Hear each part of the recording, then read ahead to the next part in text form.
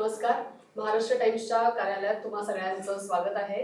आणि आपण आज ज्या सिनेमाच्या निमित्ताने इथे भेटलो आहोत, बोल बोल राणी या सिनेमाच्या निमित्ताने आपण गप्पा मारणार आहोत.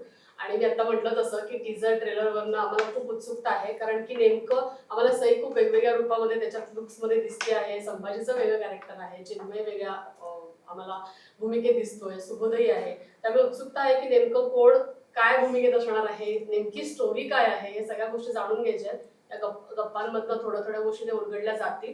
तर तुम्हा सगळ्यांचं मनपूर्वक स्वागत आहे पुन्हा एकदा महाराष्ट्र टाइम्सच्या कार्यालयात. प्रथेप्रमाणे आम्ही तुम्हाला एक भेट देऊ इच्छितो की जी तुमच्या लक्षात राहील, खास भेट आमच्याकडनं. तर मी महाराष्ट्र टाइम्सचे हर्षल मळेकर यांना विनंती करते की ती भेट तुम्हाला द्यावी. थँक्यू. पुन्हा एकदा स्वागत मठाच्या कार्यालयात. आणि तिघांना पहिला माझा कॉमन प्रश्न आहे. मी टीजर बघितला, ट्रेलर बघितला, खूप गुंतागुंत आहे, खूप लेअर आहे, कॅरेक्टरचे वेगवेगळे आर्क त्याच्यात दिसत आहेत. कलर टोन मला खूप आवडला त्या सिनेमाचा मेंटेन केलाय. आणि सिनेमाचं नाव आहे बोल बोल राणी. नेमकं राणी काय बोलण्याचा प्रयत्न करते मला सुरुवातीला जाणून घ्यायचं. सई प्लीज. मला माहित नाही. आय लॅक या राणीच्या मनात काय आहे हे आम्हालाही माहित नाही आहे खरं तर. पण हां, जसं आम्हालाही फीडबॅक येतोय की वेगळं काहीतरी वाटतंय किंवा छान वाटतंय. आता ह्याच्यात आमची वेगवेगळी कॅरेक्टर्स आहेत का, वेगवेगळे एराज आहेत का, त्याच पात्रांचे अनेक रोल्स आहेत, हे आम्ही रिव्हील नाही करू शकत. पण एका वेगळ्या धाटणीची संहिता आहे आणि आधी असं कधी काही काम मी केलेलं नाही आहे. त्याच्यामुळे माझ्यासाठी ही फिल्म स्पेशल आहे. काही फिल्म्समध्ये तुम्हाला खूप खेळायला मिळतं आणि तसं ह्या फिल्ममध्ये आमच्या सगळ्याच ॲक्टर्सचं झालेलं आहे. त्याच्यामुळे आमच्यासाठी एक पर्वणी होती नक्कीच.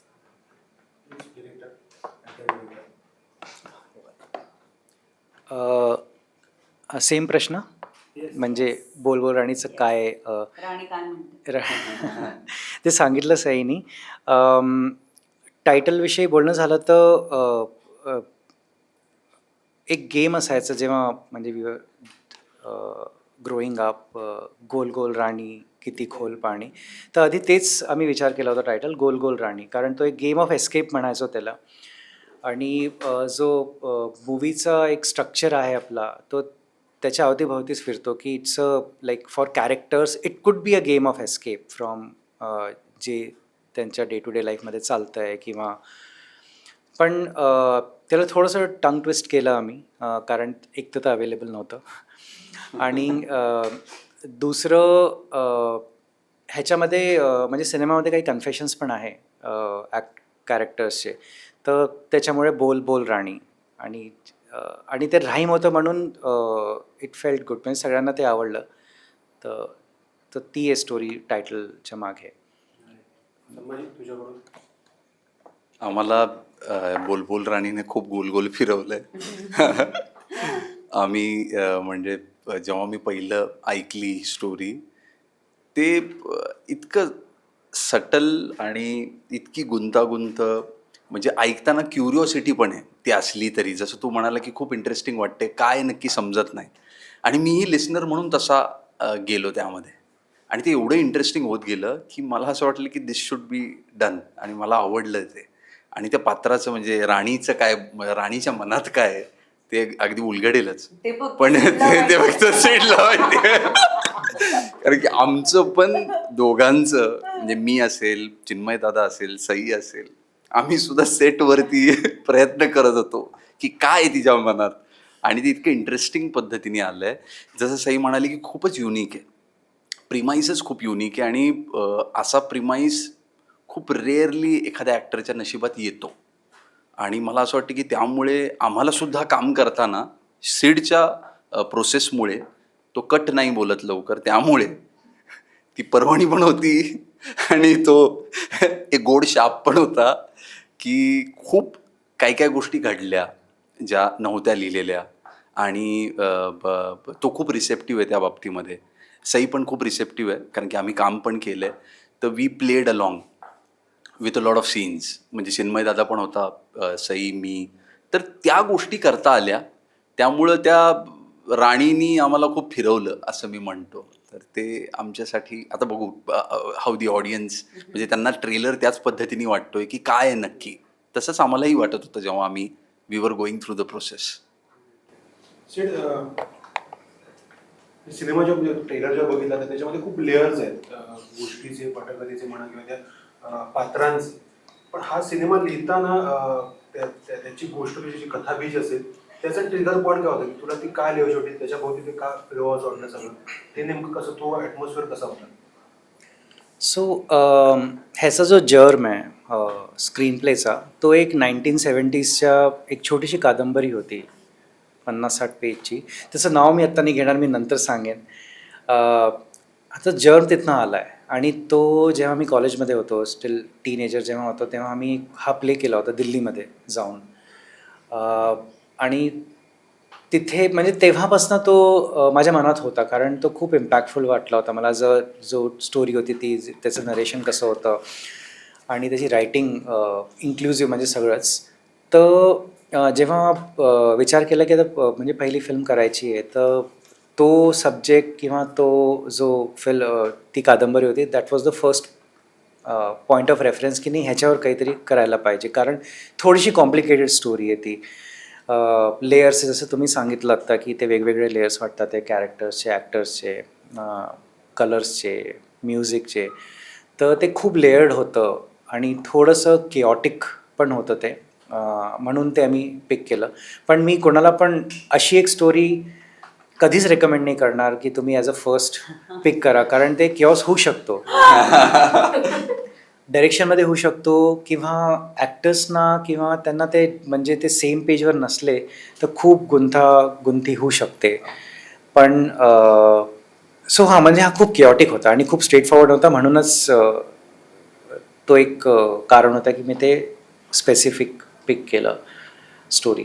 मग दोन प्रश्न याला लागूनच. एक तर कलाकारांना ही गोष्ट ब्रीफ करताना तुम्ही काय सांगत होतात, कारण कसं तिकडे दोन वेगवेगळे मला कालखंड दिसत आहे ट्रेलरमध्ये, तुम्ही त्यांना ते कसं पटवून देत होतात? आणि दुसरं, या कलाकारांची निवड करण्यामागचं तुमचा थॉट काय होता की हा रोल सैनेच करावा किंवा हा रोल चिन्मय आणि हा रोल सुबोध, हा रोल संभाजी, त्याचा तुमचा थॉट प्रोसेस काय होता? सो लिहिताना ना, जेव्हा तुम्ही सीन्स कन्सीव्ह करता किंवा लिहिता, स्टोरी लिहिता, तर एक म्हणजे छवी असते तुमच्या मनात कॅरेक्टर्सची लिहिताना. एक खूप रफ इमेज असते की हे असायला पाहिजे, ही असायला पाहिजे.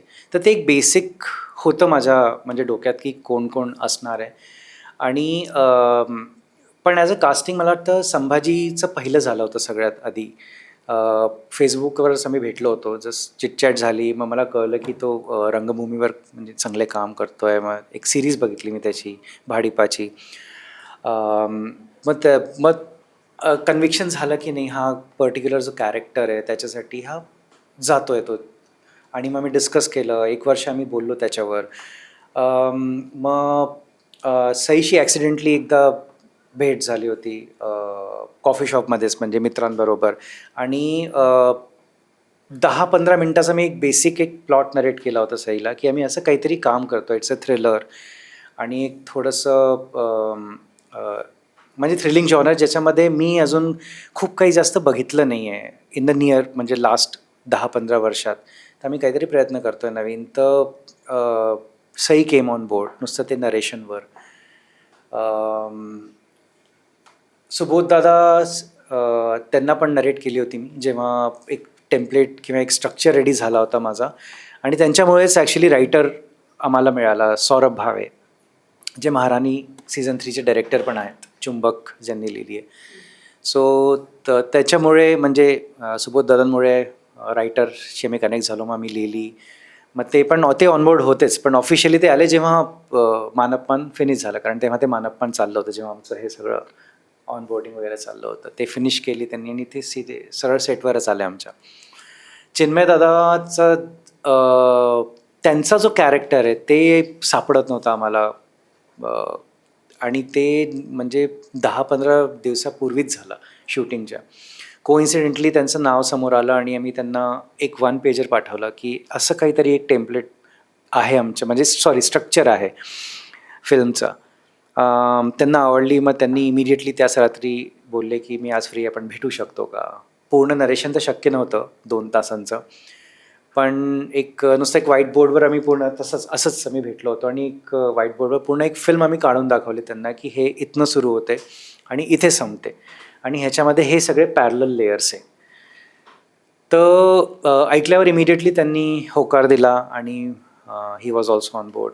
एक बेसिक म्हणजे लोक होते माझ्या डोक्यात, पण दिस वॉज द स्टोरी कॅरेक्टर्समध्ये. सहजतेने हे सगळं सांगतात की असं असं घडलं, तितकं ते सहज होतं.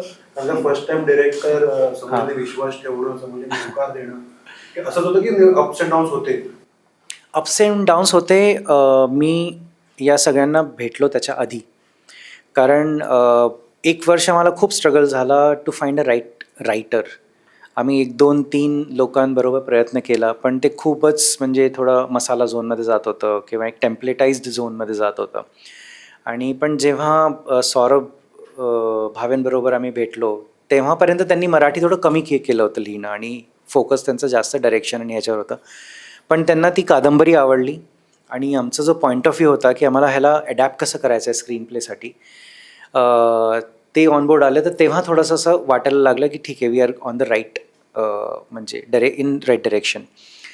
मग ते एक फर्स्ट ड्राफ्ट झाल्यानंतर जेव्हा मी ह्यांच्याशी बोललो इंडिपेंडेंटली की हे असं स्ट्रक्चर आहे, असं काहीतरी आपण विचार करतो आहे, तर नरेशननंतर मला असं वाटलं की जास्त अवघड नव्हतं. जसं सईबरोबर खूप लवकर झालं होतं, 15 मिनटंच लागले होते. संभाजीबरोबर नुसतं एक कॉलवर झालं होतं, सेम विथ चिन्मय दादा आणि सुबोध दादा बरोबर पण. तर तेव्हा एक थोडंसं कॉन्फिडन्स आला होता की जे आम्ही लिहिलं आहे किंवा जे आमचं जर्म आहे ते बहुतेक ह्यांना पण कळतं आहे आणि ह्यांना इतका एक्सपिरियन्स आहे इंडस्ट्रीचा, ते रोजच किती स्क्रिप्ट्स वाचत असतील. तर जेव्हा त्यांचं थोडंसं एक कॉन्फिडन्स आला स्क्रिप्टवर, तेव्हा मला थोडं वाटायला लागलं की थोडं कन्व्हिक्शन आलं की हा हे करायलाच पाहिजे आता. इतके मोठे चेहरे आता ऑनबोर्ड आले आहेत तर काहीतरी करायला. आपण अनेकदा वर्षानुवर्ष आपण म्हणत आलो की मराठी सिनेमाचा नायक हा त्याची गोष्ट आहे किंवा त्याची कथा आहे. पण over the period of time हेही तितकंच खरं आहे की गेल्या 10 वर्षामध्ये तुला इतकं उत्तमरित्या प्रेझेंट केलंयस सिनेमामध्ये, वेब सिरीजमध्ये किंवा प्रत्येक प्लॅटफॉर्ममध्ये. तू एक पोस्टर गर्ल आज आहेस मराठी सिनेमाची. असं असताना करिअरच्या या टप्प्याला आपण एखादं काम निवडतोय, ती स्वतःची जबाबदारी, ऑडियन्सला ते आवडेल की नाही आवडेल त्याचा विचार, फेटर्निटीचा एक तुझ्यावर असलेला दबाव म्हणा किंवा अपेक्षा, या सगळं तू कसं कॅरी करतेस? चांगला प्रश्न आहे. मी दबाव नाही घेत, असं मी कॅरी करते पहिले तर. आणि मला ना करिअरच्या या टप्प्याला ह्याच्यावरती विश्वासच नाही आहे. मला असं वाटतं की जे फ्रीडम मला पहिली फिल्म मी जेव्हा चूज केली तेच फ्रीडम मला कुठल्याही टप्प्यात पाहिजे. तर ते स्वतःचं स्वातंत्र्य मी स्वतः गमवू नाही दिलं आहे. म्हणजे मला उद्या जर का बेरोजगारसारखी सिरीज उठून करावीशी वाटली तर ते हे करूया याचं फ्रीडम स्वतःशी आहे. तर ते अजूनही आहे याचा मला आनंद आहे आणि ते कधीच फेड होणार नाही असं मला वाटतं.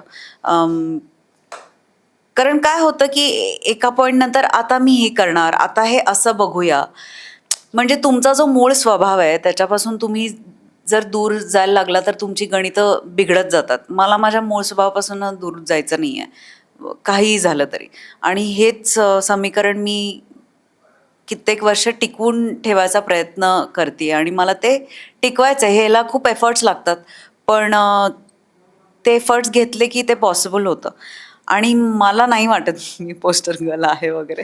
मला असं वाटतं की मी वेगवेगळी कामं केली म्हणून माझ्याकडे वेगवेगळी कामं आली आणि मी माझं काम 100% प्रामाणिकतेने करते म्हणून ते कुठेतरी पोचत असेल कुठल्या तरी रूपात. पण जर का ऑडियन्सला आज असं वाटत असेल तर थँक्यू. पण तू ते ऍक्सेप्ट करत नाहीस, पण तुझे जे रोल्स आहेत त्याच्यामध्ये जो टोन आहे, डायलॉगचा टोन वेगवेगळा असतो. बेरोजगार मधलं म्हणा किंवा ललित बरोबर शेफची जी फिल्म केली त्यातला म्हणा किंवा सचिन सरांबरोबर जी फिल्म केली त्यातला टोन म्हणा, प्रत्येक तुझा टोन वेगळा आहे, त्या कॅरेक्टरचा टोन वेगळा आहे. असं असताना ती तू चूजली केली प्रत्येक भूमिका, तर त्या चुजीपणाचं सांग ना मला नेमकं. मला एक माहिती आहे की माझा चेहरा, माझं हसणं, माझं रडणं बदलणार नाही आहे. तर मग मी ह्याच्या पलीकडे काय करू शकते ज्यांनी मी वेगळे वाटेन. मी शरीरयष्टीने वेगळे वाटू शकते, कॉस्ट्युमनी वेगळी वाटू शकते, भाषेनी वेगळी वाटू शकते. तर चॅलेंज हाच असतो की ही भूमिका आधीच्या भूमिकांपेक्षा कशी वेगळी असेल किंवा ती मला कशी वेगळी सादर करता येईल, ह्याचा शोध जोपर्यंत संपत नाही आहे तोपर्यंत ठीक आहे असं मला वाटतंय. आणि हे चूज करण्यामागचा स्वार्थी विचार हाच आहे की मी जर का वेगवेगळं काम केलं तर डिरेक्टर्स मला वेगवेगळ्या लाईटमध्ये बघतील. म्हणजे आधी काही वर्षांपूर्वी असं होतं की अरे ही ग्रामीण भूमिका करू शकेल का. मला माहीत होतं की मला करता येते, पण तुम्हाला ऑपॉर्च्युनिटी किंवा संधी देणारं पण कोणीतरी लागतं. तर ती संधी माझ्याकडे एक काहीतरी मी काम केलं, मग कळलं की अरे नाही हिला येते ग्रामीण भाषा, मग आपण हिला या ह्याच्यामध्ये कास्ट करूया का. असे विचार उद्युक्त व्हायला सुद्धा तुमच्याकडनं काहीतरी घडायला लागतं असं मला वाटतं. आणि ते टप्पा मी खूप यंग असताना काम करणं सुरू केलं, त्याच्यामुळे तो टप्पा खूप मोठा असल्यामुळे आता हे मी म्हणू शकते की मी वेगवेगळं काम केल्यामुळे माझ्याकडे वेगवेगळं काम येतं. आणि वेगवेगळी कामं तू स्वतः अनेकदा मागायला जातेस की तू नाही मागायला जात की समोर- नाही, मी काम मागायला कधीच मला लाज वाटत नाही. म्हणजे एखादं जर का मला चांगला डिरेक्टर असेल, मला त्याच्यावर काम करणं आवडलं, तर मी आपसूक विचारते की आता पुढे काय करताय, आपण कधी एकत्र काम करायचं, काही काम असेल तर सांगा. हे मला करायला आवडतं, मला अगदीच आवडतं. संभाजी, पुन्हा एकदा स्वागत. आपण मागच्या वेळेला खूप चांगल्या गप्पा मारल्यानंतर खूप खूप छान उत्तर दिलेली. तुम्हाला संभाजी आठवतोय आणि त्या सिनेमाचं काम खूप चांगलं झालेलं तुझं. थँक्स. सईबरोबर तू वेब सिरीज मध्ये काम केलंस तेव्हा तिचा जो एक रांगडा लुक आहे किंवा जसं तुम्हाला तो एक तळागाळातला एक सर्वसामान्य लुक तू पाहिलेला आहेस आणि या सिनेमामधले जो एक ग्लॅमरस एक अदा आहे ते तू त्यात को ऍक्टर म्हणून बघितली आहेस. या दोन्ही वेगवेगळ्या सईंबद्दल काय सांगशील? सही आहे ती म्हणजे दोन्हीमध्ये. आणि ती भन्नाट आहे तशी. म्हणजे एरवी मी नेहमी म्हणतो ती सई तामणकर जी तुम्ही लोक बोलता तशी नाही आहे ती खऱ्या आयुष्यात. बट ती खूप आय डोंट नो कसं पुट करू मी तिला. ती खूप वल्नरेबल आहे, पण it's only to a certain set of people she know. आणि ते अनुभवातनं आलेलं आहे, कारण तो प्रवास सांगलीपासून इथपर्यंतचा आहे आणि तो खूप आधीपासूनचा आहे. त्यातले खूप टप्पे माहीत नसतात आपल्याला. काही दिसणार, काही स्वतःशीच असतात ते निगडीत. काही माणूस सांगू पण नाही शकत, कोणालाच सांगणार नाही. पण मला असं वाटतं की ती एवढं जगली आहे ना, ते इतकं छान जगली आहे ना, त्यामुळे ते एकदम निखळ आहे. आणि मग तिच्याबरोबर गप्पासुद्धा मारताना आम्ही एरवी भेटतसुद्धा नाही, पण जेव्हा भेटतो तेव्हा आम्ही बऱ्याच गोष्टी बोलतो, बऱ्याच. तर कामसुद्धा करताना तसं आहे की मला तिच्याबरोबर एवढं फ्रीडम आहे की मी म्हणतो तिला की ऐक ना, वर्कआउट नाही होते, काय करायचं. मग ती मला म्हणते की मग असं केलं तर. मग बेरोजगारला सुद्धा किंवा इथे सुद्धा मग मला पण ती सांगते की संभा हे जरा असं होतंय, काय करता येईल, तुला काय वाटतं, मला हे पटत नाही आहे. तर या पद्धतीचं ओपन कॉन्व्हर्सेशन करता येतं तिच्याबरोबर. आणि तिने ती मुभा दिली आहे तिच्या ज्या को ॲक्टर्स बरोबर. ती स्पेस ती मेंटेन करते ना, त्यामध्ये मला असं वाटतं की त्यामुळे तो उच्चांक गाठतो माणूस त्या सीनचा. कारण सीन पण एखादा प्रयोग असतो ना, पहिला टेक, की कधी कधी माहीत नसतं. एस्पेशली इथे काय झालं बोलबोल राणीला, तो लवकर कट नाही म्हणत. सिड विंचुरकर तो कटच नाही म्हणत. तो कटच नाही म्हणत. आणि ही त्याची एक स्टाईल आहे किंवा त्याचा एक प्रोसेस आहे. पण त्याच्यामुळे आम्ही बिथरायचो पण, आणि त्यातनं काहीतरी सुंदर पण आलंय. म्हणजे बऱ्याच वेळा असं झालंय की आमच्या दोघांचा सीन थांबणार होता, पण कंटिन्यू केला आम्ही, कारण तो बोलला नाही आणि तो पार्ट पण ठेवला गेलाय सिनेमामध्ये. असं एक ओकेजन नाही आहे, तर बरेच ओकेजन्स आहेत. आणि ते तिच्याबरोबर करता आलं मला, कारण की मी आता माझं दुसरं काम आहे तिच्याबरोबर.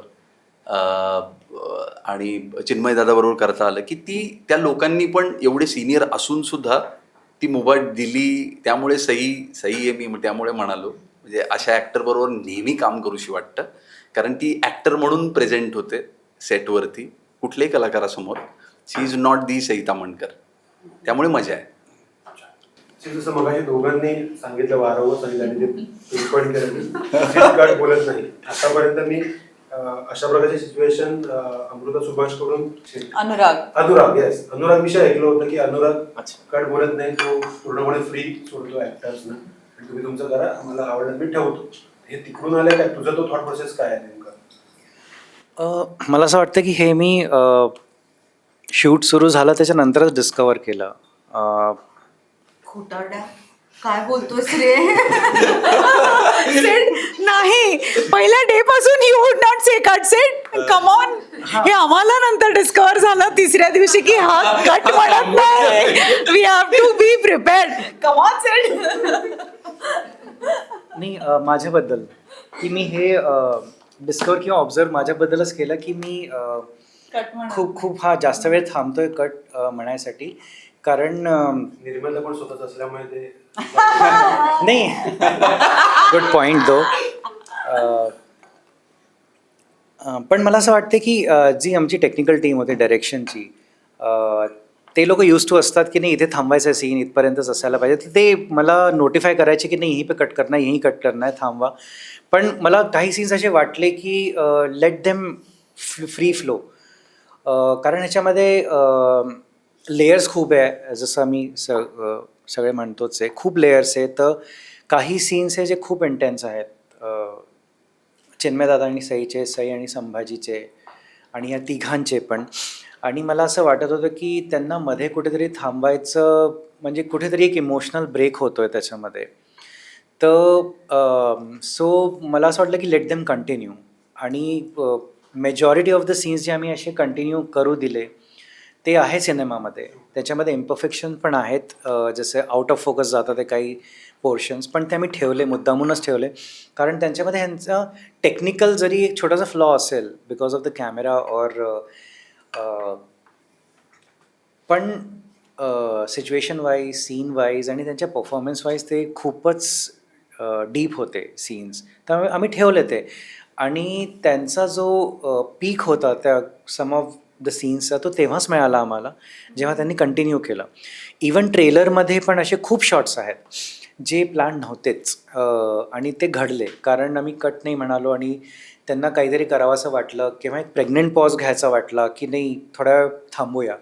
आणि मग काहीतरी अजून एक कॉन्व्हर्सेशन आला त्याच्यामधनं, तो पण कंटिन्यू झाला, जो पार्ट पण नव्हता ह्याचा.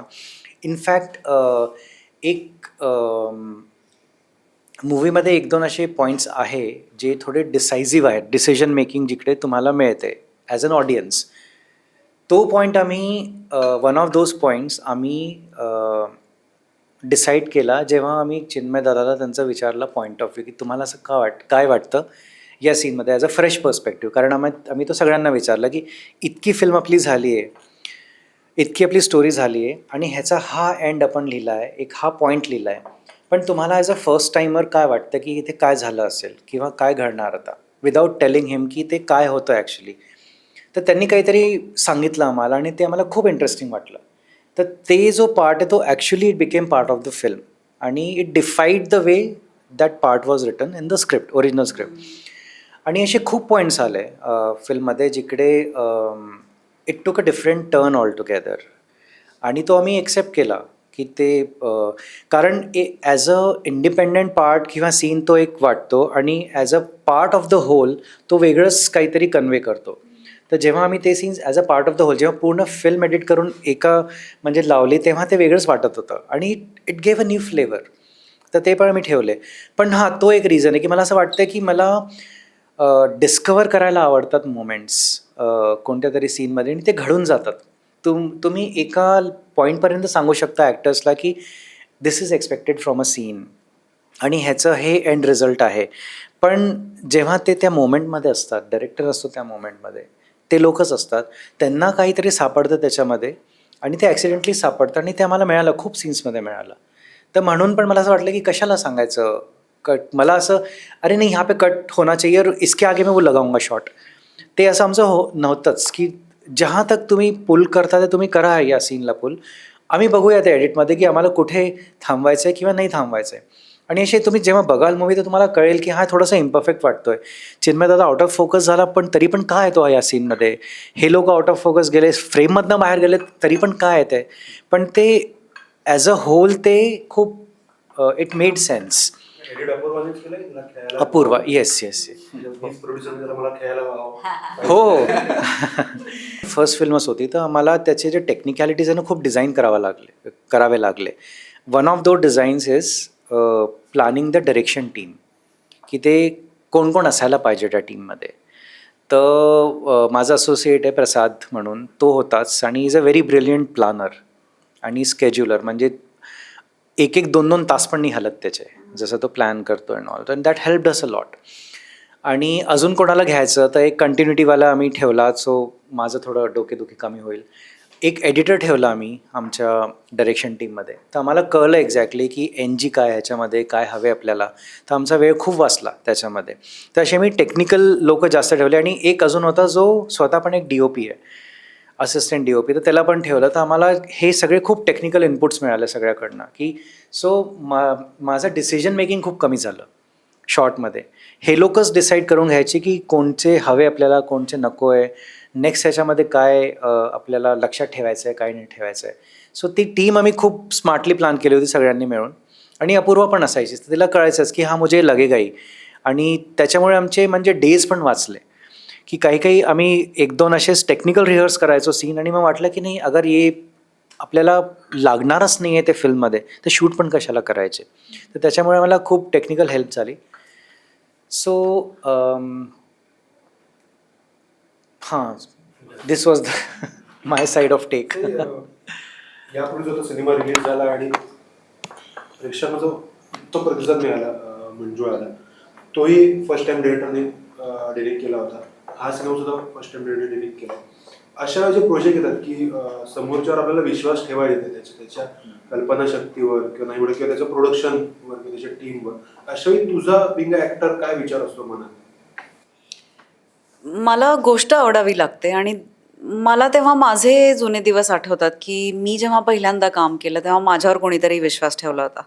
तर आपण या व्यक्तीवर विश्वास ठेवल्यावर त्याला काय फिलिंग येईल ते खूप स्पेशल असेल. आणि मला असं वाटतं की beyond all of this, beyond business, beyond everything, हे काहीतरी घडवण्याचं फिलिंग किंवा स्पेशल कोणाला तरी वाटवण्याचं फिलिंग, हे सगळ्याच्या परे जातं असं मला वाटतं. म्हणजे आता आम्ही जे म्हणत होतो की कट न केल्यानंतर जेव्हा 1-2 ॲक्टर्स मिळून काहीतरी तयार करतात ना, त्याचं सॅटिस्फॅक्शन ना पैशात मोजलं जाऊ शकतं, ना ते कशातच मोजलं नाही जाऊ शकत. तर ह्या ज्या इनविजिबल गोष्टी आहेत ना, त्या मला फार माझ्या हृदयाच्या जवळच्या आहेत. आणि मी त्यासाठी हे करते असं मला वाटतं. प्लस मला असंही वाटतं की तुम्ही सतत वेगवेगळ्या विचारसरणीच्या, वेगवेगळ्या काम करणाऱ्या पद्धतींच्या लोकांबरोबर काम केलं पाहिजे. तुमचेही थोडेसे ब्रॉडन होतात पॉईंट ऑफ व्ह्यूज, किंवा तुम्हालाही एक नवीन पद्धत कळते, किंवा तुम्हालाही कळतं की या पद्धतीने तुम्हाला डिरेक्ट केल्यावर तुमची काय दमछाक होतीये, किंवा तुम्ही ह्याला कसं अप्रोच करताय. अशा अनेक गोष्टी रिव्हील होतात. त्याच्यामुळे इट्स अ गुड प्रॅक्टिस असं मला वाटतं. संभाजी, मागच्याला आपण जेव्हा गमवलं तेव्हा तू म्हणालास की मला प्रत्येक प्रकारचं काम करायचं आहे. मला लव्ह स्टोरीही करायची आहे, मला विलनही करायचं आहे, मला सायकोही करायचं आहे, असं वेगवेगळे लेयर्सचं मला काम करायचं असं म्हणत होतंस तू. या इनिशियल लेवल जसं म्हणाल की तिला तिचे सुरुवातीचे दिवस आठवतात. तू आज आजूबाजूला काय अनुभवतोस? मिंग तुझी जी सुरुवात आहे म्हणजे काळ आहे आजचा काळ, त्यावर तुला आजूबाजूला कसे अनुभव येतात? हा म्हणजे मी असं म्हणेन की मी जेव्हा पहिल्यांदा आलेलो आणि मी क्राऊडच्या रोलसाठी गेलेलो 1-2दा, तर मला त्यातली काही मंडळी मेसेज करतात आता, आणि आय फील सो गुड. तर मी त्या 2-3 लोकांना जी माझ्याबरोबर होती, जी आम्ही ये एवढंच करत होतो, किंवा हो हो असं हो जोरजोरात ओरडत होतो गोरेगाव फिल्म सिटीला, त्यांना मी माझ्या प्रीमियरला बोलवतो आणि ते येतात. आणि मला असं वाटतं की ती लोकं स्पेशल आहेत माझ्यासाठी. मी जिथे वाढलो, पथनाट्य करायचो गणपतीमध्ये, ती मंडळी जी आता नाही करत नाटक, ती लोकं खूप खरं बघतात माझ्यातलं. कारण काय होतं की आपण एका इकोसिस्टीममध्ये असतो, कधी कधी प्लीज करण्यासाठी पण बोलावं लागतं. पण ती लोकं आवडलं तर म्हणा मजा आली या संभा, हे काय नवं हे फेल गेलं बघ. तर इतकं ते खरं ओपिनियन असतं. आणि मला असं वाटतं की इकोसिस्टीम बघतो तर मी ती लोकं खूप जास्त बघतो, कारण तसं मला आयुष्यात थोडंसं मी थोडं डिटॅच टाईप आहे. थोडंसं मी लांब पळतो. एकदा झालं काम की लांब पळतो मी या विश्वापासून. आणि एक छोटं आहे माझं जग, तिथे राहायला जास्त पसंत करतो. आणि तू जे म्हणाला की वेगवेगळे रोल, तर अर्थात कारण की थिएटर करताना मी खूप माझं असं झालं की बॅकस्टेजपासून जास्त सुरू झालं प्रोसेनियमचं. कारण पथनाट्य करताना मी लिहायचो, डिरेक्ट करायचो. कारण पोरं होती ना सगळी, तर बसू. पहिलं तर माझ्या गुरुनी, म्हणजे मी त्याला गुरुच म्हणतो, तो भेटलाच नाही परत मला आयुष्यात. तर त्यानं पहिलं पथनाट्य बसवलेलं माझं. आय वॉज व्हेरी यंग आणि मी थोडा गुंड प्रवृत्तीचा होतो त्यावेळी. नाही होतो नाही आहे. फक्त तो आता जरा सौम्य झाला असेल. पण ते झालं असं की तो गेला. पुढच्या वर्षी असं झालं की यार करायचं काय आता, हे ते मारामारी किंवा हे जे करतो ना त्यापेक्षा जरा मजा आहे. लोक बघतात यार वेगळ्या पद्धतीने तुझ्याकडे, हा ना. मग ते झालं. मग नंतर समजलं प्रोसेनियम कामं होतात. मग तिथं PDA नावाचा ग्रुप होता वगैरे वगैरे. मग त्यांच्याकडे बॅकस्टेज करायचो. तिथे असं व्हायचं की मला मेकअप जमायला लागला. मग कॉस्च्युम मी स्वतःचा मेकअप स्वतः करतो. तर मला कॉस्च्युम्स जमले, म्हणजे किमान घालायचं कधी तर ते कान द्यावे लागायचे ना तिकडे. तर मला असं वाटतं की म्हणजे इवन सईसारखी अभिनेत्री असेल किंवा चिन्मय दादा हे इतके उत्तम का असतील, किंवा तो प्रोसेस असेल की ऐकणं, की ते इतकं ऑर्गॅनिकली ऐकलं की मग तो थांब जरी नाही बोलला तरी तो कंटिन्यू होऊ शकतो. कारण की आम्ही ऐकत असतो की काय घडतंय पुढे. तर ते खूप घडत गेलं. आणि मग त्यानंतर एक आकांक्षा असते ना की मला हे करायचं आहे. मी हिच्याबरोबर नेहमी बोलायचं की कोण आवडतं, तर मग मला नेहमी निळू फुले हे खूप विलक्षण वाटतात कामांच्या बाबतीमध्ये. कारण ते सखाराम बाइंडर पण करतात, पिंजरामधला तो व्यक्ती पण करू शकतात, आणि एक रेंज आहे त्या कलाकाराला. तसंच मला इंग्रजीमध्ये एड नॉर्टन वाटतो, किंवा फाईट क्लबमध्ये जे करतो तो, आणि त्या उलट काहीतरी वेगळ्या दिशेने जातो, जे गायनकॉलिक आहे, की यांना एक वेगळीच रेंज आहे. आणि मला असं वाटतं की मला ते एक्सप्लॉइट करायचं ॲज अन ॲक्टर माझ्यातलं. कारण मला माहीत नाही मी कुठे चुकू शकतो. मला भीती जिथं वाटते ना तिकडे मला जायचं आहे. कारण की मला टेस्ट करायचं आहे की कधी माती होऊ शकते माझी, आणि मग मी त्यातनं काय घडू शकतो नवं. तर मला हा प्रयोग करत राहायचा आहे. पण आता तू जसं म्हणालास की मारामारी करणारा संभा इथपर्यंत पोहोचलाय, किंवा इतक्या चांगल्या प्रकारे व्यक्त होऊ शकतोय, चांगली कामं करू शकतोय, हे सगळं बदल कशामुळे घडलं, किंवा ते कसं होत गेला तो बदल तुझ्यातला, आणि त्या संबंधात तू आज मागे होताना काय सांगशील की मी काय नाही. नाही, बरा होता तो, पण ओके. वाईट नव्हता तो, मनाने चांगलाच होता. माझ्या मते तो एक क्रक्स राहिला. कारण माझं असं झालं की मी 11वीत फेल झालो आहे. ती काय खूप उल्लेखनीय गोष्ट आहे. माझ्या वडिलांची, म्हणजे माझे वडील टेलर आहेत, तर he was very disappointed with me. आणि मी त्यांचे डोळे बघितलेले त्या दिवशी फेल झाल्यानंतर, आणि आय वॉज लाईक यार मी चुकलो आहे. आणि ते जे चुकलं, जे राहिलं ना माझ्या मनामध्ये, मग त्यानंतर मी मास्टर्स केलं कम्प्युटर सायन्समध्ये. आणि मग नंतर ती जर्नी बँगलोरपासून परत पुणे ते मुंबई अशी झाली. तर ते माझ्या मते हे झालं थोडं वडिलांमुळे. I am very close to my dad. पण मी कदाचित आईपेक्षा जास्त प्रेम करतो माझ्या वडिलांवरती. पण आमचं खूप अबोल नातं आहे. आम्ही खूप बोलत नाही एकमेकांबरोबर.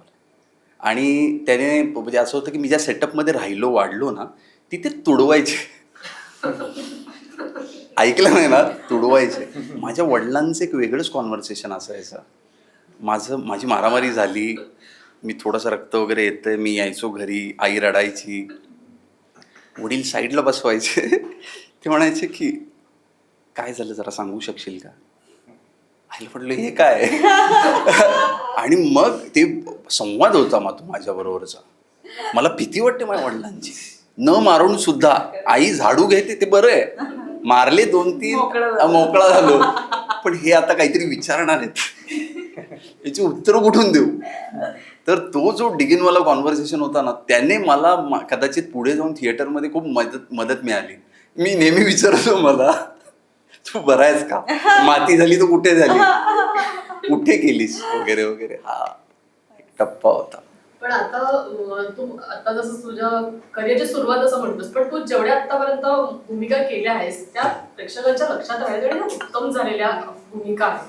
अशा वेळी आपल्याला व्हॅलिडेशन मी म्हणत नाहीये, पण आता तू जसं म्हणालास तसं की तू जेव्हा पथनाट्य करायचं तेव्हा जी तुझी मंडळी तुझ्या सोबत असायची ते तुझ्यातलं खरं बघतात, पण ऍट द सेम टाइम आपण इंडस्ट्रीत काम करतो, अशा वेळी इंडस्ट्रीतल्या लोकांकडनं सुद्धा आपल्याला कुठेतरी कौतुक हवं असतं किंवा आपण कुठे चुकतोय किंवा काय बरोबर करतोय हे आपल्याला ऐकायला आवडत असतं. तर तसा इंडस्ट्रीचा तुझ्याकडे बघण्याचा अप्रोच आता कसा आहे किंवा तुला काय प्रतिक्रिया मिळतात? तू जेवढी कामं केलीस आतापर्यंत त्याबद्दलच्या तुला इंडस्ट्रीतल्या लोकांच्या कशा प्रतिक्रिया मिळतात? तुझ्याकडे कसे अप्रोच होत आहेत? तुला वेगळ्या भूमिकांसाठी विचारलं जातंय का तुझे कामं बघून नेहमी? मला असं वाटतं की तुम्ही जग त्याच तुमच्या लेन्सेसने बघू शकता, ज्या पद्धतीने तुम्ही बघू शकता खऱ्या आयुष्यात तुम्हाला. तर मला असं वाटतं की लोक खूप गिविंग आहेत मराठीमधली. म्हणजे मी आता साईडला परत दी सई तामणकर नाही, पहिल्यांदा भेटलेलं तर मला असं वाटलेलं की कसं जॅमिंग होईल हिच्याबरोबर. She was ice on the cake असं बोलीन की मजा. तिने काही नाही, म्हणजे झालं चांगलं तर ती बोलायची, नाही आवडलं तर ती ते पण बोलायची. तर अशा पद्धतीची लोकं आहेत. अंकुश दादांनी मला फोन केलेला, चौधरींनी बेरोजगार बघून, स्पृहानी फोन केलेला. असे कित्येक लोक आहेत की ज्यांनी सपोर्ट केलेलं. म्हणजे एरवी काही लोकांनी रोबाब बघितला आहे, त्यानंतर फोन आलेले. तर मला असं वाटतं की ही इकोसिस्टम खूप गिविंग आहे आणि फॉर्च्युनेटली तशी लोकं आली आहेत आयुष्यात चांगली. एस्पेशली मला असं वाटतं की स्ट्रेंजर्सनी मला खूप साथ दिली आहे माझ्या आयुष्यात. म्हणजे आम्ही त्या दिवशी बेरोजगार जेव्हा होत होतं, मी आणि ही कॉन्व्हर्सेशन करत होतो कोल्हापुरात, इचलकरंजीमध्ये आम्ही गप्पा मारत होतो. म्हणजे एक व्यक्ती ही सांगलीवरनं, मी पण कधी कधी असोसिएट करतो की कसं काय इथपर्यंत पोहोचू शकतं. There are so many people, very good looking people than मी खूप ॲव्हरेज असा कुठला तरी बॉय नेक्स्ट डोअर पण नेक्स्ट स्ट्रीट वगैरे असेल. तर अशा पद्धतीचा पोरगा का येऊन इथे, किंवा मी कॅरेक्टर रोल करायचो ना पूर्वी, की क्राऊड टू एक लाईन मिळाली हो, स्वप्नील जोशीची केबीसीची ॲड जाऊन बघा हो, एवढंच आहे. तर तर ते एक लाईन मिळाली, मग 2 लाईन, मग कॅरेक्टर रोल्स मिळाले, बरोबर. आणि मग कॅरेक्टर रोल्स मला वाटलं की I will make sure that I choose good characters, हे पहिल्यापासून होतं. आणि मग कोणाला तरी माझ्यात तो हा डान्स करू शकतो, कमर्शियल सिनेमा करूया त्याच्याबरोबर, हे माझ्या स्वप्नात नव्हतं. मी असं कधी कन्सिव्ह नाही केला हा plan. It just so that it happen आणि इट्स हॅपनिंग. आणि मी I am living it by the day, enjoying the process, एवढंच. संभाजी असा बोलतोय, असा त्याच्या प्रवासाविषयी फुलेपणाने व्यक्त होतोय आणि कुठे ना कुठेतरी तो प्रवास, तूही सुरुवातीला कदाचित तो स्ट्रगल तू अनुभवलेला आहेस, ते तुझ्यात आहे म्हणून तो कदाचित तुला जमिनीवर पाय ठेवून गेलाय. ते ऐकताना तुझ्या मनात काय घालमेल होते का, काय आठवतं तुला तुझे दिवस?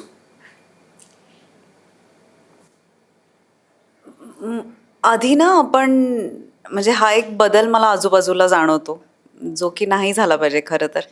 आधी आपण उन्हात, पावसात, पाण्यात, कुठल्याही ऋतूमध्ये जर का निघायचं असेल, जायचं असेल तर जायचो.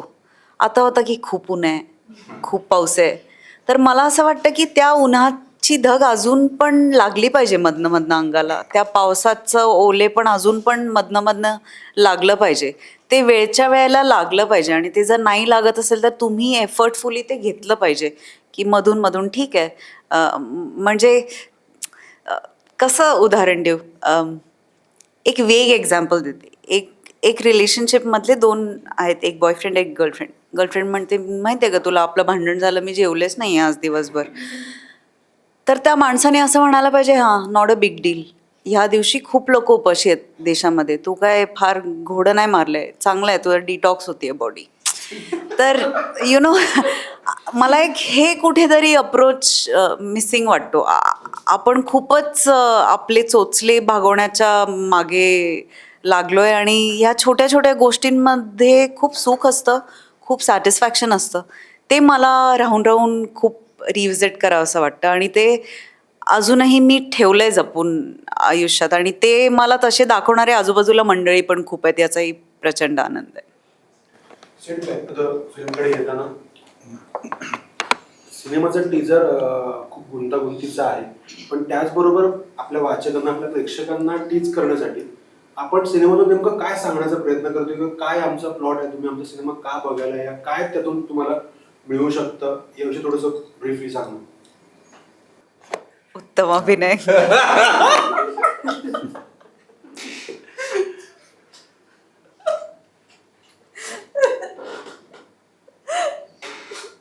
स्टील थिंकिंग की काय काय काय सांगू असं आहे का? काय काय सांगू नको. काय काय सांगू नका.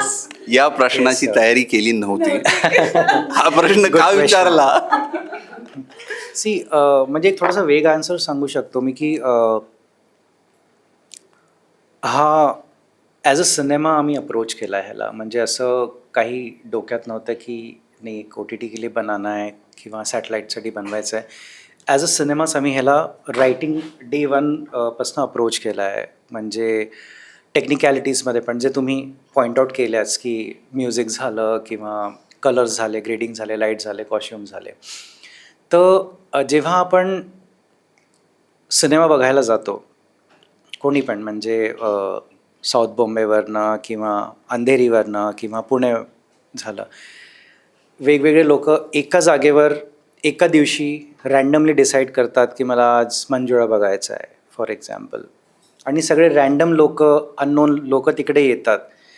सो अननोईंगली ते एक कलेक्टिव्ह बनवतात. That becomes a collective. तो सिनेमा कसाही असो, वीक असो, स्ट्रॉंग असो, पण ते एक नॅचरल कलेक्टिव्ह बनून जातं की आम्ही लोकांनी आजच्या दिवशी रँडमली हे डिसाईड केलं आहे की हे वाला सिनेमा इथे येऊन बघू, कसाही असला तो. तर मला असं म्हणजे या मूवीपासून असं मला काहीच नाही की तुम्हाला काय हवं आहे किंवा काय बघायला मिळणार आहे. ह्याच्यामध्ये नुसतं मला असं वाटतं आहे की हे इंडस्ट्री इन्व्हेंट इथे झाली आहे इंडियामध्ये, महाराष्ट्रामध्ये झाली, एक महाराष्ट्रीयननी केली आहे. आणि जेव्हापासून लिहायला सुरुवात केली मी हेच गृहीत धरलं आहे की जो पण जातो मूवी बघायला, सांगली असेल, सातारा असेल, मुंबई असेल, मल्टिप्लेक्स असेल, सिंगल स्क्रीन असेल, आपले जे प्रेक्षक आहे किंवा आपली जी ऑडियन्स आहे ते खूप समृद्ध आणि खूप इंटेलिजंट आहे. म्हणजे खूप जास्तच इंटेलिजंट आहे. कारण जी गोष्ट जिथे जन्माला येते ते ऑलरेडी अहेड ऑफ टाईम असतात, नाही तर ती घडलीच नसते तिकडे.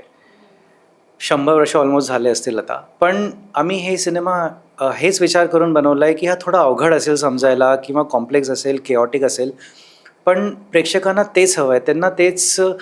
त्यांना काहीतरी मेंटली चॅलेंज करणारा टॉपिक हवा आहे ज्याच्यावर ते विचार करतील. जेव्हा बघतात तेव्हा नाही, पण घरी जाऊन जसं. आणि ते मला केव्हा जाणवलं, पॉईंट आमचा हाच होता, आयडिया हाच होता.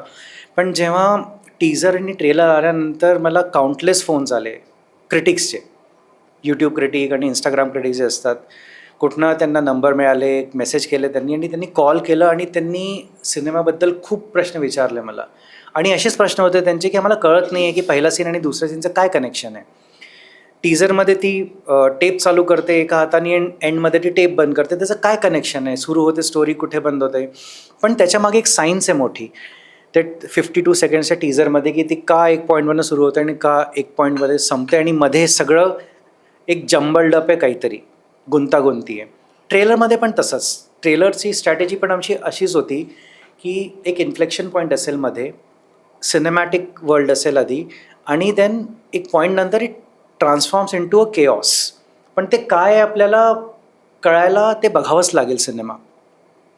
तर माझे असे काही एक्सपेक्टेशन्स नाही आहे प्रेक्षकांना, पण आम्ही बनवलं ह्याच्यासाठीच आहे की कारण आम्हाला असं वाटतं की they will have lot of questions. जसं क्रिटिक्सनी पण आम्हाला हेच सांगितलं की आम्हाला खूप चॅलेंजिंग झालं होतं की टीझरचं रिव्ह्यू कसं करायचं, ट्रेलरचं रिव्ह्यू कसं करायचं. कारण नॉर्मली ते जेव्हा रिव्ह्यू करतात ते त्यांचं ॲनालिसिस सांगतात आणि ते हे पण सांगतात की बहुतेक हे ह्याच्याबद्दल आहे, असं होऊ शकतं ह्याच्यामध्ये, ही लव्ह स्टोरी, हा लव्ह ट्रायंगल आहे. पण युनॅनिमसली कोणी पण त्याच्यामधनं कोणाचा पण ॲनालिसिस करेक्ट नाही आहे ह्याचा, म्हणजे टीझरचा आणि ट्रेलरचा. आणि त्यांचा तेच विचार होता आणि त्यांनी हे सांगितलं की हे आम्हाला खूप चॅलेंजिंग वाटलं, म्हणून आम्हाला खूप चांगलं वाटतं आहे की आम्हाला असं फील येते की आम्ही काहीतरी म्हणजे आम्ही काहीतरी इंटेलेक्च्युअल कॉन्टेंट एक्सपेक्ट करतो आहे ह्याच्यामधनं. तर so that was a kind of a validation मला असं वाटतं माझ्यासाठी. आणि तेच मला असं वाटतं की लोकांना आवडेल की त्यांना सगळे प्रश्नांचे उत्तर बहुतेक नाही मिळतील, पण जे पण मिळतील ते try to connect the dots. Movie बघितल्यानंतर. आणि एक नुसतं एक इस्टर एग देतोय की ट्रेलरमध्ये एक इस्टर एग आहे, ते कोणाला सापडलं तर त्यांना कळेल की एक्झॅक्टली काय आहे ती मूवी, पण ते बघावं लागेल पुन्हा 2-3दा. मगाशी कल्पेशने उल्लेख केला की सई आता मंजुळामध्ये पण फर्स्ट टाइम डिरेक्टर बरोबर तिने काम केलं आहे. तर एकूणच आता इंडस्ट्रीमध्ये कलाकार म्हणून नवीन चेहरे दिसत आहेत, तसंच दिग्दर्शक म्हणून पण खूप नवीन येत आहेत. कलाकारांचा स्ट्रगल जसा असतो तसा दिग्दर्शकांचा सुद्धा असू शकेल. तर त्या स्ट्रगल बद्दल कसं, कारण तो स्ट्रगल आणखी वेगळा असतो. कलाकारांना कदाचित काही पर्याय तरी असतात, म्हणजे सिनेमा किंवा जाहिरात केली किंवा आणखीन काही केलं, शॉर्ट फिल्म केलं, खूप पर्याय असू शकतात.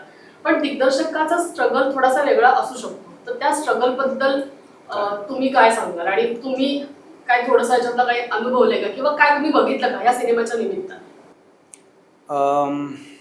प्रोड्युसर बॅकआउट होता कॉमन स्ट्रगल ते झालं एकदा माझ्याबरोबर. डब्बा. तर मी 2 उत्तरं देतो त्याची. पहिलं, काय प्रश्न होता की काय स्ट्रगल असतं. संघर्ष असतो, yes.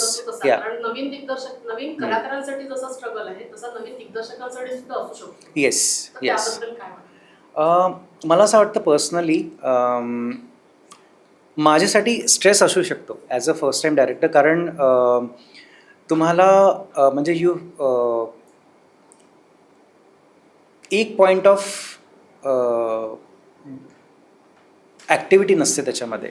म्हणजे प्री प्रोडक्शन असतो, लिखाण असतं त्याच्यामध्ये, मग प्रोडक्शन असतं, प्रोडक्शननंतर पोस्ट प्रोडक्शन असतं.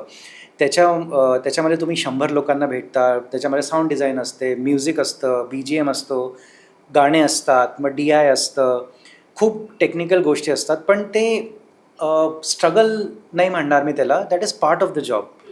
आणि आय थिंक, म्हणजे these are not my words, पण मी इरफानजींचा एक इंटरव्ह्यू बघितला होता. मला असं वाटतं हे स्ट्रगल नाही आहे, दिस इज अ प्रिव्हिलेज. की फॉर मी ॲटलिस्ट, की एक गोष्ट होती आमच्याकडे 3 वर्षापूर्वी, आणि ते आम्हाला करायचं संधी मिळाली, आणि ते पण इतक्या दिग्गज कलाकारांबरोबर आणि टेक्निशियन्सबरोबर. जसं AV प्रफुल्लचंद्र, त्यांनी म्युझिक दिलं आहे ह्याचा. बिपिन देव नॅशनल अवॉर्ड विनर, त्यांनी साऊंड डिझाईन केलं आहे. न्यूयॉर्कहून आला आमचा DOP शूट करायला फिल्म. DI अँडीनी केला आहे, जो नुसतं हॉलिवूड आणि साऊथच्या फिल्म्स करतो. तर सपोर्ट मिळत गेला आम्हाला. पण मला असं वाटतं की हे प्रिव्हिलेज आहे की to be able to mount up film, त्याला कम्प्लीट करणं आणि इथे बसणं to talk about it, which is very close to release now. So personally it's a privilege, not a struggle. पण there are lot of boxes जे डायरेक्टर्सला tick करावे लागतात. पण ह्याच्याबद्दल मी एक चांगली मास्टर क्लास करू शकतो नेक्स्ट सेशनमध्ये, की माझे म्हणजे जे मी फेस केलं from the day one, right from एक रायटर शोधणं, करेक्ट रायटर ज्याला हे कळेल स्टोरी, त्याच्यापासनं to bring it to this level की आम्ही रिलीज करतो आहे, काय काय चेकपॉईंट्स असतात आणि काय काय लक्षात ठेवावं आणि काय काय अवॉइड करू शकता तुम्ही. तर तसे मी खूप म्हणजे एक बिब्लिओग्राफी बनवली आहे त्याची. तर ते असतात, पण it is part of the job. ते सगळ्यांनाच त्याच्या थ्रू जावंच लागतं, नवीन असो तुम्ही किंवा स्टॅब्लिश्ड असो. आजच्या तारखेला यत्र सर्वत्र तू आहेस. ओटीटीचा पडदा असेल, सिनेमाचा पडदा असेल, टीव्हीवर छान दर्दी रसिक म्हणून तू सगळ्यांना कौतुक करत असतेस सर्वांचं. त्यातून मगाशी आपण बोललो तो रंगभूमीचा विषय. नाटकातही सईला अनेकांना बघायचं आहे, फक्त सेल्फी काढण्यासाठी नाही. तुझं काम तितकं महत्त्वाचं आहे आणि तितकं ताकदीचं आहे, म्हणून तू लाईव्ह परफॉर्मन्स अनेकांना बघायचं, मला तरी पर्सनली बघायचंच आहे. तर रंगभूमीवर काम करण्याबाबत त्या दिवशी परिस्थिती काय, तुझं वेग आहे? मला करायचं आहे काम, पण मी काहीतरी ग्राउंड ब्रेकिंग शोधते आहे. मला कंटेम्प्ररी काहीतरी करायचं आहे, नवीन काहीतरी करायचं आहे. आणि थोडीशी माझी अशीही तक्रार आहे की आपल्या सगळ्या थिएटर्सची परिस्थिती ही जोपर्यंत सुधारत नाही तोपर्यंत कसं काम करायचं हा खूप मोठा प्रश्न आहे. आणि पण माझ्या अपेक्षा वाढल्यात, कारण प्रशांत दादा आता नियुक्त झालेत, तर ते काहीतरी करतील याबद्दल अशी मला मनापासून अपेक्षा आहे. एक कलाकार ना तेव्हाच चांगलं आणि एकाग्रतेने काम करू शकतो जेव्हा त्याच्या आजूबाजूचं वातावरण पोषक आहे त्याच्यासाठी, त्याच्या एकाग्रतेसाठी, त्याच्या काम करण्यासाठी, एक सर्टन झोनमध्ये राहण्यासाठी. जर तुम्ही सगळीकडे हर्डल्स आणि डिस्कम्फर्ट्स मुद्दाम करून ठेवले तर मग ते फेअर नाही असं मला वाटतं. तर मला असं वाटतं की ही परिस्थिती सुधारावी, आणि हे कारण नाही आहे खरं तर, पण माहीत नाही, एक कॉलिंग असतं की आता हे करायचं आहे, किंवा एक ऑपॉर्च्युनिटी असते. तशी लख ऑपॉर्च्युनिटी अजून माझ्याकडे आली नाही. आली तर मी ती नक्की करेन. एक वेगळा प्रश्न थोडा विचारते की आता काही दिवसांपूर्वी सचिन गोस्वामी सरांनी महाराष्ट्राची हास्य जत्रा कार्यक्रमासंदर्भात एक पोस्ट केली होती. ओके. म्हणजे त्यांनी असं म्हटलं त्याच्यामध्ये की जुने काही एपिसोड मधले काही आपले स्किट्स घेतले जातात आणि युट्यूबच्या काही खासगी चॅनल्सवर ते पोस्ट केले जातात, पण त्याचा ना खूप चुकीचा वापर केला जातो. म्हणजे त्याचे थंबनेल्स खूप अश्लील किंवा आक्षेपार्ह पद्धतीने ते तिथे थंबनेल्स वापरून ते त्याच्यामध्ये मांडले जातात. त्याच्यावरती मग कमेंट्स पण तशाच पद्धतीच्या येतात. तर ह्याबद्दल तुला एकतर काय वाटतं, आणि दुसरं म्हणजे अशीच गोष्ट अनेकदा कलाकारांच्या बाबतीत सुद्धा होत असते. मग ते अशा पद्धतीच्या युट्यूब चॅनल्सवर म्हणा किंवा सोशल मीडियावर म्हणा, मीम्स म्हणा, अशा पद्धतीने. तर या दोन्ही बद्दल तुला काय वाटतं? म्हणजे कार्यक्रमाविषयी सुद्धा तुझं काय म्हणणं आहे, आणि कलाकार म्हणून सुद्धा अशा पद्धतीने जेव्हा वापर केला जातो फोटोजचा किंवा व्हिडिओजचा, तर त्याबद्दल तुला काय वाटतं? कारण अशा प्रसंगांना असे अनुभव तूही कदाचित कधी ना कधीतरी अनुभवले असशील, तर तुझं दोन्ही बद्दलचं मत काय आहे? मला ऑनेस्टली असं वाटतं की कलाक्षेत्र आणि कलाक्षेत्रातली मंडळी हे कायम सॉफ्ट टार्गेट्स असतात. म्हणजे मी हे कित्येकदा बोलली आहे की एखादा प्रसंग घडत असेल सोसायटीमध्ये, तर आम्ही दोन्हीकडून शिव्या खातो. तुम्ही बोलत नाही म्हणूनही, तुम्ही बोलता म्हणूनही. तर मला असं वाटतं की मग अशा वेळेला एखादा कलाकार माझ्यासारखा म्हणतो की बाबा मला माझी मनःशांती महत्त्वाची आहे, तुम्ही सगळे जा खड्ड्यात. आणि हा अप्रोच त्याच्या हिशोबाने बरोबर आहे असं मला वाटतं. आता हे कसं आहे, एक लाट आली की त्याच्याबरोबर काहीतरी होणारच असं मला वाटतं. म्हणजे आमचा शो खूप पॉप्युलर आहे, तर ते काही ना काहीतरी होत राहणार हे गृहीत धरलं पाहिजे खरं तर. पण असं जेव्हा होतं तेव्हा त्रागा पण होतो, पण तो कोणावरती काढायचा हेही कळत नाही. त्याच्यामुळे मग मी पंकजजींकडून एक खूप छान वाक्य शिकली आहे की आम्ही असेच एकदा शूट नंतर जेवताना ते एक वाक्य म्हणाले होते की तुम्हाला तुमच्या कामातून जर का एखादी संधी मिळाली तुमचं वैयक्तिक मत मांडण्याची, तर ती प्लीज झुगारू नका. ती संधी तुम्ही जर का घेतलीत तर मग तुम्हाला कॅन्डल मार्चला जायला नाही लागणार किंवा कॅन्डल मार्च करायला नाही लागणार. तर माझी अशी प्रॅक्टिस आहे की जर का माझ्या मनात काही खदखदत असेल तर मी कमेंटमध्ये ते बोलते हास्य जत्रेत. तो मला प्लॅटफॉर्म अवेलेबल आहे, आणि मी स्वतःला फॉर्च्युनेट समजते की तिथे आम्हाला मुभा आहे, स्वातंत्र्यही आहे, आम्हाला जे वाटेल ते बोलायचं. पण हा अनफॉर्च्युनेटली माझ्या प्रोफेशनचा एक पार्ट अँड पार्सल आहे, हेही तितकंच कटू सत्य आहे. याचा अर्थ त्यांनी आमची ओळख अख्खी बांधणं हे खूप चुकीचं आहे. तर मी हेच आवाहन करेन प्रेक्षकांना की आजकाल ना एकतर काय म्हणूया, सोशल मीडिया कोर्ट एक वेगळं कोर्ट झालेलं आहे, आणि ते खूप डेंजरस आहे. म्हणजे एक लाट आली की त्या लाटेतच सगळे त्यांना नाहीच असतं. मग ती खरी असू दे, खोटी असू दे, बेसिस ऑन फॅक्ट्स असू दे, बेसिस ऑन अझम्पशन्स असू दे, त्याचा कोणीच विचार करत नाही अनफॉर्च्युनेटली. तर मला असं वाटतं की थोडं सतर्क डोळस होऊन थोडं जगलं पाहिजे. थोडी माणुसकी पण जमली तर अंगवळणी आणली पाहिजे असं मला वाटतं. यालाच कंटिन्यू साक्षीची खुर्ची ती किती प्रिय आहे तुला? म्हणजे काय आवडतं तुला त्यात बसायला? काय पॉझेसिव्ह आहे मी त्याच्याबद्दल. त्या खुर्चीवर कोणीच नाही बसू शकत. खूप पॉझेसिव्ह आहे मी त्या खुर्चीवर. एक्झॅक्टली, खूप पॉझेसिव्ह आहे. कारण ह्याचं मी कारण सांगते. एक कलाकार ना, मी माणूस म्हणून कसा आहे, म्हणजे तुमची इमेज आणि तुम्ही माणूस म्हणून कसे आहात, हे त्या दोघांमधलं युद्ध तो कायम बघत असतो लांबनं. आणि कधीतरी त्याला वाटतं की हे कधी मिळालं, किंवा मी ह्यातल्या एखाद्याला मिळाले तर मला काहीतरी सांगता येईल, दर्शवता येईल.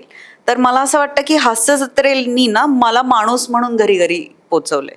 म्हणजे माझ्यातलं खरं माणूस कसा आहे याची थोडीशी झलक हास्य जत्रेमध्ये लोकांना मिळते. म्हणून मी त्या खुर्चीबद्दल खूप जास्त पॉझिटिव्ह आहे. गप्पांच्या शेवटच्या टप्प्याला एक कॉमन प्रश्न मला सर्वांना आहे. गेल्या वर्षीची परिस्थिती अशी होती, मी बातमी केलेली 1 जानेवारीला, संपूर्ण मराठी सिनेमाचं कलेक्शन हे 98 करोड होतं. आणि आज सुदैवाने 3-4 सिनेमे खूप चांगले चालले, अनेक ॲव्हरेज सिनेमे चालले. राजाशिवसारखा 100च्या क्रॉस गेला, देऊळबंद आजही 100 क्रॉस केले आहेत. अनेक सिनेमे 20, 30, 25 असे सिनेमे पोटी करतोय. त्यामुळे प्रेक्षक वर्ग आहे हे आपल्या सगळ्यांना माहिती आहे. सिनेमा बघायला प्रेक्षक येऊ शकतो ही आपल्याला सगळ्यांना माहिती आहे. त्या सर्व प्रेक्षकांना तुम्हाला काय सांगायचं आहे? Yes yes yes.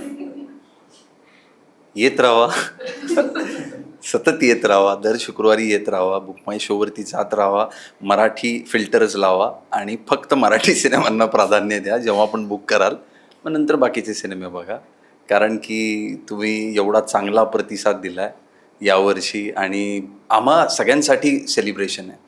म्हणजे काय होतं की माझा सिनेमा नाही आहे, दुसरा ॲक्टर आहे, त्याचा सिनेमा चालणं सुद्धा माझ्यासाठी खूप चांगली ऑपॉर्च्युनिटी आहे. इकोसिस्टम खूप छोटी आहे आपली आणि त्या इकोसिस्टममध्ये कोणाचाही सिनेमा चालणं माझ्यासाठी सेलिब्रेशन आहे. कारण की जास्त लोक येतील, इन्व्हॉल्व्ह होतील अजून लोक. नुसतं पैशाच्या स्वरूपात नसतात, तर people will invest their mental energy into it, चांगला सिनेमा घडवण्याची. आत्तापर्यंत त्या पद्धतीचं स्वप्न कोण पाहत नव्हतं. आता असं झालं आहे की जास्त लोक इन्व्हॉल्व्ह होत चालली आहेत, चांगली लोक इन्व्हॉल्व्ह होत चालली आहेत. उदाहरणार्थ सारंग एक सिनेमा करतोय होंबाळ्यांबरोबर. अशी लोक तेव्हाच इन्व्हॉल्व्ह होतील जेव्हा त्यांना ऑपॉर्च्युनिटी दिसेल. त्या ऑपॉर्च्युनिटीने नवे चेहरे येतील, त्याने नवी इकोसिस्टम तयार होईल, नवा सेटअप येईल, नवे लॉजिस्टिक्स येतील. त्याच्यामुळे जसं ही म्हणाली की एक इन्फ्रास्ट्रक्चरचा इश्यू असतो, मग तो नाटकातला वेगळ्या पद्धतीने डील करू, तसंच सिनेमामधलं इम्प्रूव्ह होईल आपल्या इथे. त्यामुळे जास्त चांगली कामं घडतील आणि जास्त लोकांना त्या पद्धतीचं, त्या क्वालिटीचं काम पाहता येईल. एवढीच अपेक्षा आहे. तर जावा, तिकीट बुक करा. बोल राणी येतोय 17 जुलैला. इथून सुरुवात करूयात आपण आणि या पुढचे सिनेमे सगळे मराठी बघूयात आपण.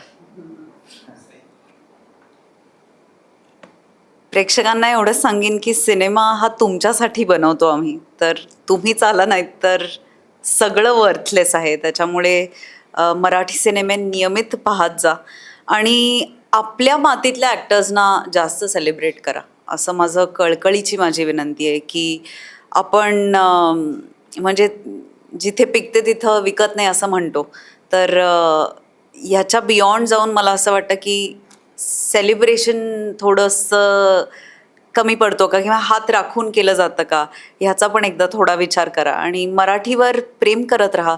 आम्ही आज तुमच्यामुळे आहोत आणि आम्हाला अजून खूप मोठा टप्पा गाठायचा आहे, तर त्याच्यासाठी तुमची साथ खूप गरजेची आहे.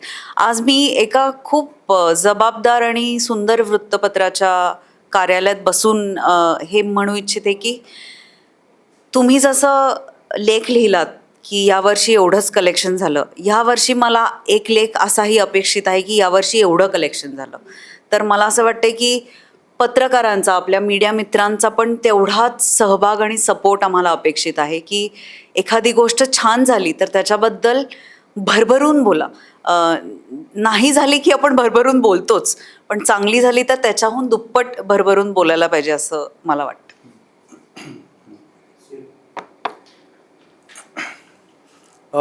थोडासा वेग बहुतेक राहील माझा आन्सर ह्याच्यासाठी.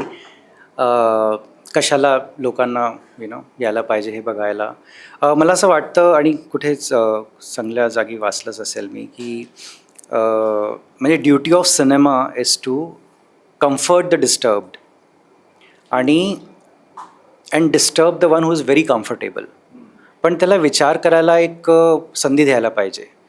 तर मला हेच वाटते की आम्ही हे जे कशाला निवडलं आहे की ॲटलिस्ट लोकांना जे पण असेल त्यांचं ओपिनियन, पॉईंट ऑफ व्ह्यू, पण त्याला एक विचार करावा लागेल किंवा एक it will make them think की हे एक काय आहे, का असं चाललं आहे, काही प्रश्नांची उत्तर त्यांना बाहेर येऊन मिळतील, काही रीड केलं त्यांनी ऑनलाईन त्याच्यानंतर मिळतील.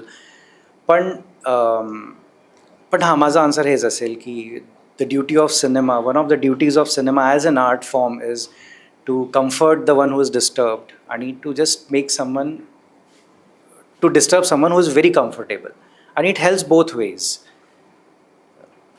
Sid, thank you for disturbing us. We were very comfortable and you disturbed us. Thank you so much. Thank you so much. छान छान प्रश्नाची उत्तर दिली, मनमोकळेपणाने तुम्ही तिघं बोलला. बोलबोलांसाठी खूप खूप शुभेच्छा. आपण सिनेमागृहात भेटू Yes. आणि नंतर सक्सेस पार्टीला भेटू. Thank you. धन्यवाद. थँक्यू.